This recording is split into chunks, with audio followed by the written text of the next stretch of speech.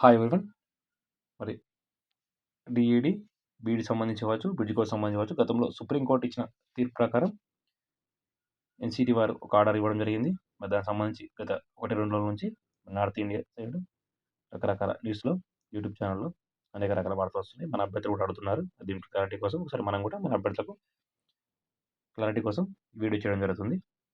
మరి గతంలోనే DEd, B Ed అంశం సంబంధించి సుప్రీంకోర్టు ఒక తీర్పు ఇవ్వడం జరిగింది. మరి అందుకు సంబంధించి బీఈడీ అంశం సంబంధించి కూడా సుప్రీంకోర్టు తీర్పు ఇవ్వముందు ఆ 2 సంవత్సరాల్లో 19-22 లోపు కొన్ని రాష్ట్రాలు రిక్రూట్మెంట్ జరిగాయి. అక్కడ బ్రిడ్జ్ కోర్ట్ సంబంధించి ప్రమాణాలు లేవని సుప్రీంకోర్టు ఖచ్చితంగా ఎన్సీడీ సంబంధించి ఒక ఆదేశం ఇవ్వడం జరిగింది. 6 మంత్స్ బ్రిడ్జ్ కోర్ట్ సంబంధించి ఖచ్చితంగా ప్రమాణాలు పాటించాలని సంబంధించిన సమావేశాలు కూడా గత సంవత్సరం జూలైలో జరిగాయి.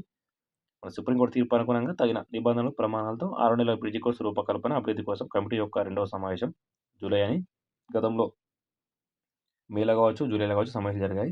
అందుకు సంబంధించిన ఇప్పుడు డ్రాఫ్ట్ కూడా ఎన్సీటీ ఒక ఆర్డర్ కూడా ఇవ్వడం జరిగింది. అది ఈ నెల 17న ఇవ్వడం జరిగింది.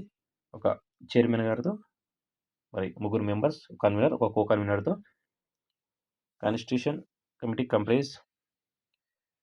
సరే, మనం ఆఫీస్ ఆర్డర్ చూస్తే it has been decide to constitute of committee comparing with the following members to examine the norms and standard details curriculum include syllabi of the 6 months bridge course, 6 months bridge program in primary teacher education for the teacher of the primary school appointed with B.Ed degrees submitted by the expert committee constituted by the NCET అని ఇక్కడ 6తో ఒక committee ఏర్పడడం జరిగింది. ఒక chairman గారు, 3 members, convener, co convener గారితో.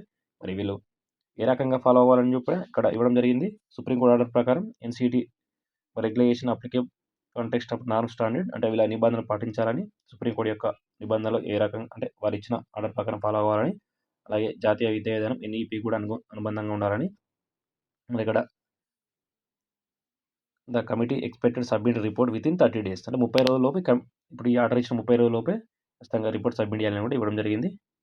సంబంధించిన జీతపత్యాలు కావచ్చు, టీఏడిఏ అంశాలు ఇవ్వడం జరిగింది.